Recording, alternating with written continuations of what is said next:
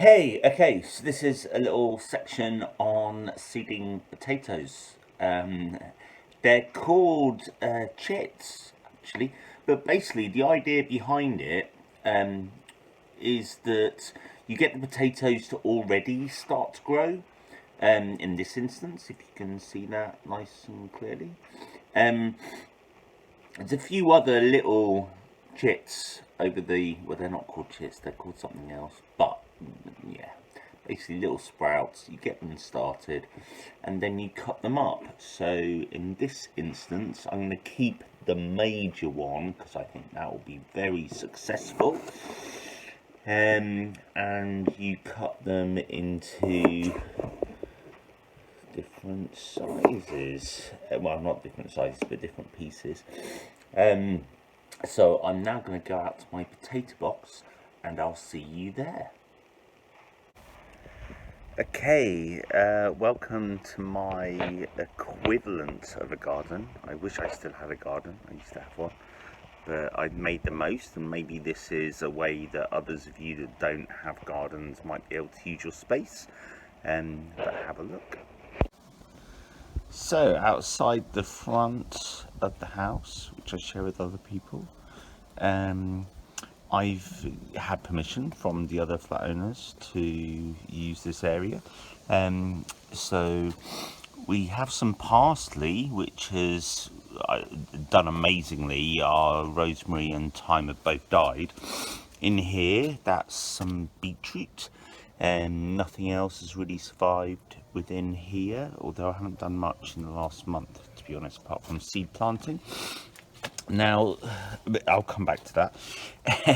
I've got lots of other boxes, which in the past I filled with wildflowers and tomatoes. Like, this is my tomato and lettuce area, and once I have some stronger plants, I'll be adding those.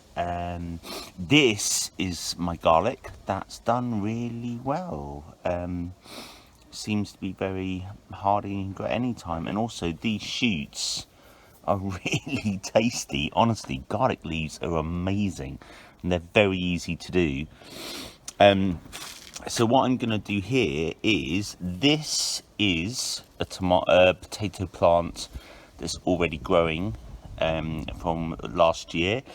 I'm not exactly sure what these are. They might be squash, because I've had squash from my neighbour's compost before, that I borrow with her permission. So maybe that's what they are. I'm not sure, but I'm not going to dig them up. Anyway, this is what I'm doing with the potatoes. Okay, so I put all 4 of the pieces that have all got little sprouts on them. There is a word beginning with T that's more official than sprouts, but I think of them as sprouts. Obviously not the edible kind. And we basically want them to be, I don't know, about not much more than an inch or so from the surface. I know it's a little worm. Because we want them to sprout up, and then the idea is that you add more soil as the leaves sprout up. So ideally with this plant, although I imagine it's come from the bottom, I would kind of go further up in this box, but I'm also about to plant new ones as well. And then once having done so, later on I will add some sort of soil enhancer, not organic though. I'm going to talk about that in a sec.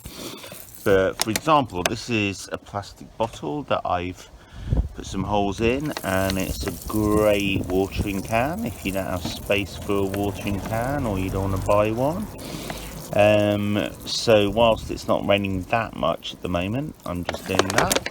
And actually, talking about organic fertilizer, so this is comfrey.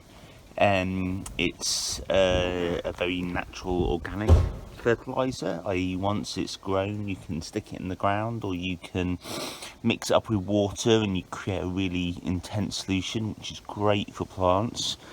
And whilst we're here, that's my garlic plant, not the same as these garlic plants. This is wild garlic, that again is really tasteful. It tends to only appear in April, but it's awesome. So there we are, mostly focusing on potatoes, but also gave you a little tour of my tiny little space. But it shows what you can do if you don't have a garden.